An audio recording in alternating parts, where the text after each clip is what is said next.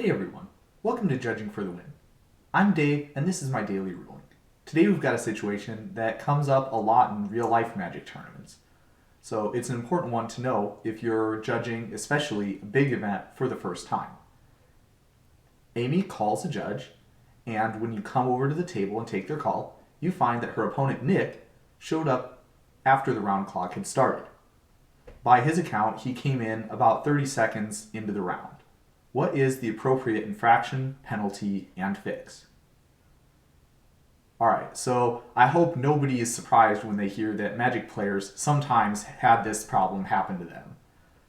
It was so frequent and so much of an issue that an entire infraction is dedicated to basically exactly this type of situation. And so, the appropriate infraction is tardiness. For a long time, the penalty for tardiness was a game loss, even if you were late only by a few seconds. The judge community had a real dilemma on their hands, especially the head judge of a major tournament, who was put in a bit of a bind. They have to start the round clock at some point, and especially at a big tournament, it can be a little bit difficult to tell exactly when everybody who's playing in the tournament has gotten to their seat, and if any of the people who are still standing and walking around are trying to get to their chair, or they're just spectators who want to watch some Magic. So a lot of judges started to come up with this solution.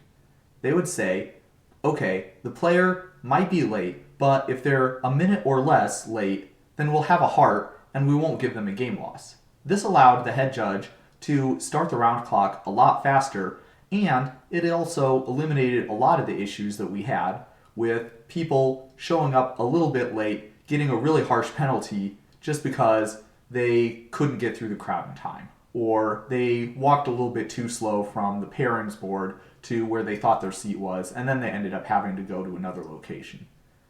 So after a while, that solution became so widespread that the policymakers actually put it into the rules. So now, if you are late by 1 minute or less, the tardiness that's normally a game loss will be downgraded to just a warning.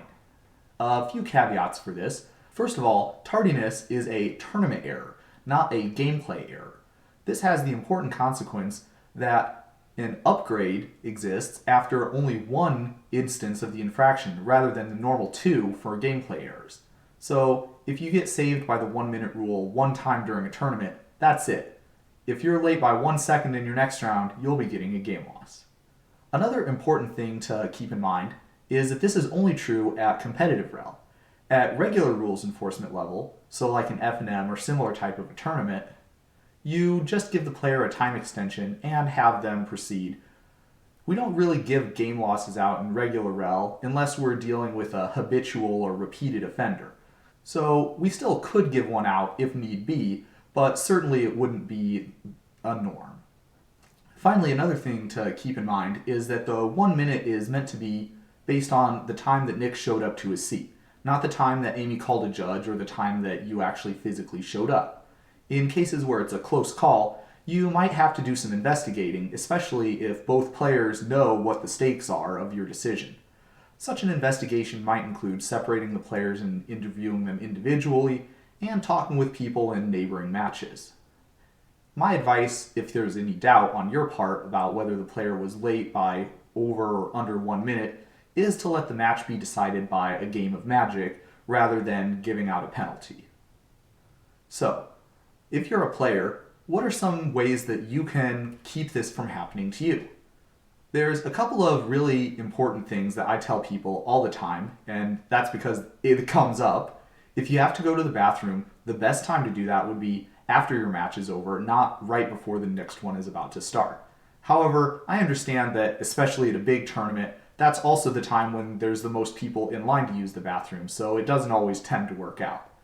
If you need to go use the bathroom or do something else near the start of the round or at a time when the round might be about to start, you should call for a judge and tell them your situation, and that will cause this to not be an issue. If you end up being late, because you talked to a judge beforehand and got permission, there won't be any penalty.